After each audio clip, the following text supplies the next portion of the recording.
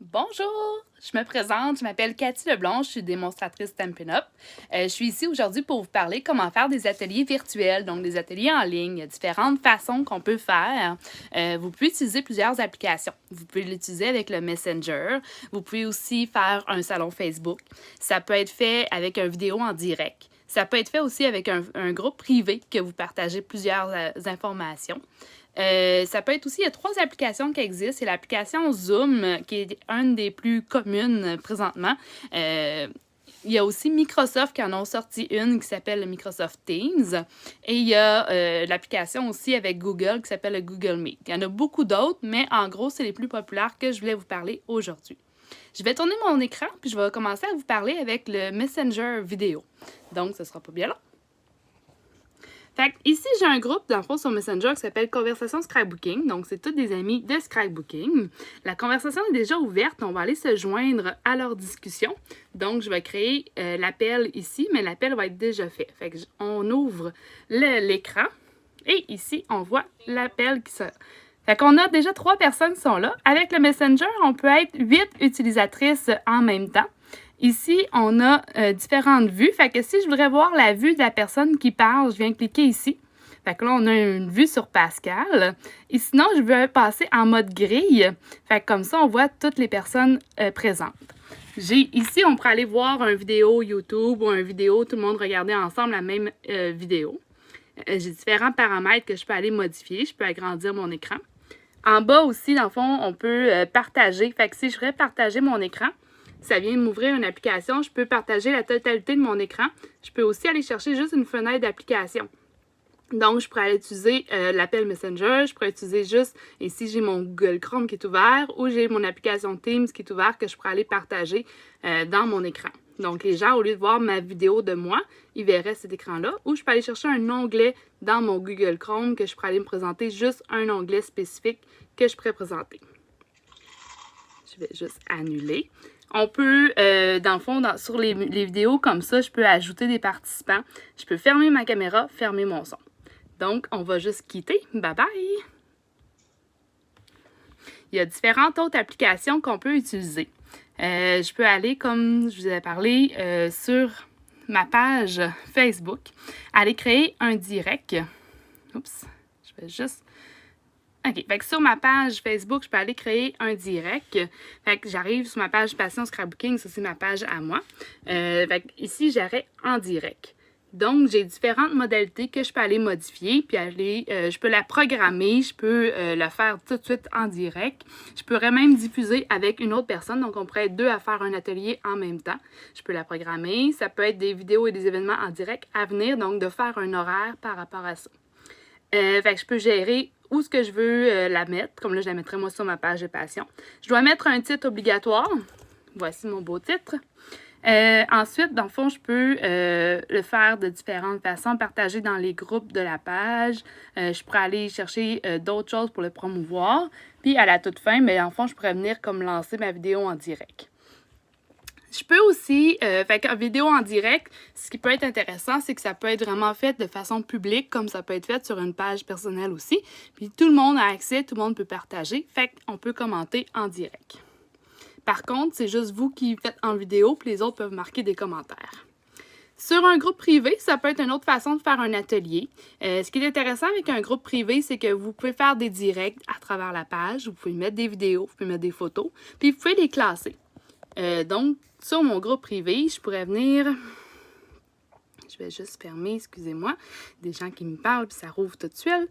Fait que je peux aller dans une discussion. Fait qu'on pourrait aller juste voir tout ce qui est décrit dans le groupe privé. Je peux mettre en annonce vraiment l'horaire, les commentaires, tout ce que je veux afficher. Ici, j'ai un salon. Dans le fond, je vous parle du salon Facebook, un peu comme le Messenger. Je peux, à partir de mon groupe privé ou sur ma page directement personnelle privée, je peux aussi faire des invitations, le faire public.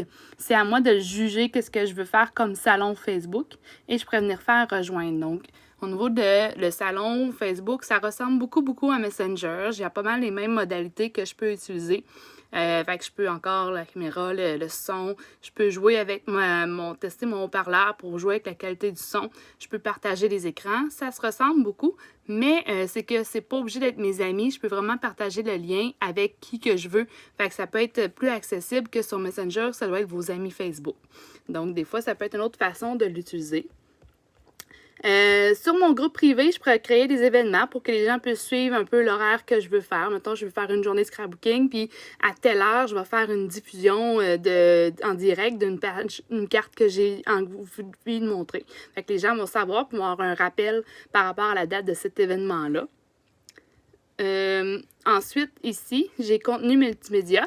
Fait que ça peut être de venir partager, dans le fond, des photos, des vidéos, des albums. Ce qui est intéressant avec les albums, c'est que je peux classer. Admettons, j'ai fait une carte avec une telle thématique, puis que je veux tout utiliser cette thématique-là. Admettons, j'ai fait avec l'orignal, mais tout va être mis dans ce même album-là. Donc, c'est plus facile pour ne pas chercher l'information que je veux aller retrouver. Ensuite, j'avais parlé de 3 applications. On a le Google Meet, ici, qui est fait avec Google.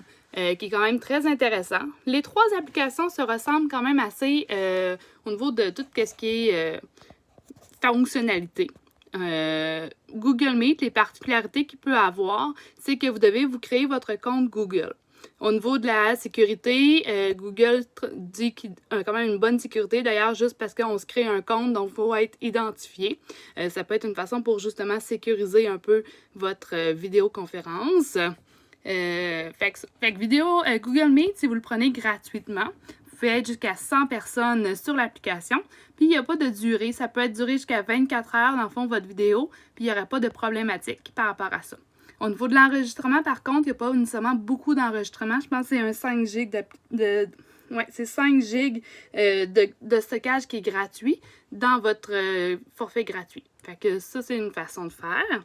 On a aussi l'application Zoom. Je ne sais pas si vous voyez ici, avec un fond bleu puis une caméra blanche.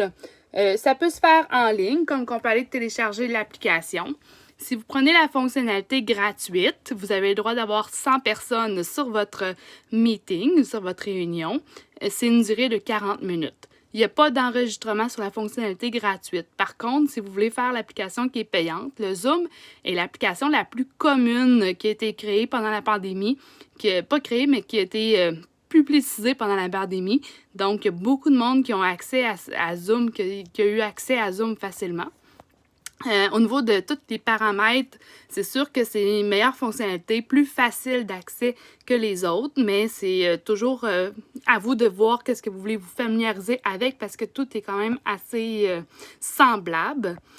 Zoom, si vous décidez de le faire payant, c'est que vous pouvez faire des enregistrements. Vous avez le droit jusqu'à 1 gig d'enregistrement sur votre cloud, sur un cloud.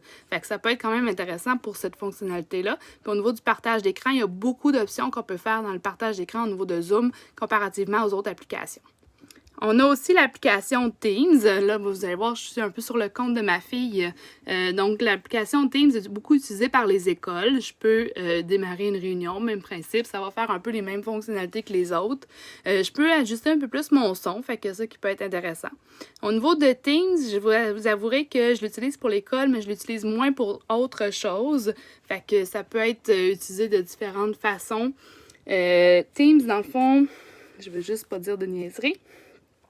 Il y a une version gratuite, ça c'est fait avec Microsoft. C'est aussi intégré à tout ce qui est vos comptes de Skype, de Outlook, tous les comptes Google Doc et tout ça. Fait que ça peut être intéressant pour les documents que vous voulez partager par rapport à tout ça. Vous pouvez aussi faire de l'enregistrement, du partage d'écran. Tout dépendant. Puis plus qu'on veut faire d'activités, plus qu'il va falloir payer aussi un abonnement par rapport à ça. Fait que ça se ressemble. Le plus facile, le plus commun, c'est le Zoom. Mais Teams peut être fait aussi, ou Meet, Google Meet. À vous de voir qu'est-ce que vous êtes plus à l'aise. Gênez-vous pas pour les utiliser puis voir qu'est-ce qui est plus facile pour vous. Pour ma part, de plus en plus, moi, j'utilise beaucoup le Messenger et le Facebook avec le salon puis le groupe privé. Pourquoi? Parce que c'est plus simple pour ceux qui sont un peu moins informatiques. Parce que c'est directement sur Facebook. Fait que maintenant, la plupart des gens ont des comptes Facebook. Fait que c'est facile de les inviter puis de les aider aussi par rapport à ça. Mais toutes les fonctionnalités sont faites, tout peut se faire. C'est à vous de voir votre façon qui vous êtes le plus à l'aise. Je vous remercie. Bye bye!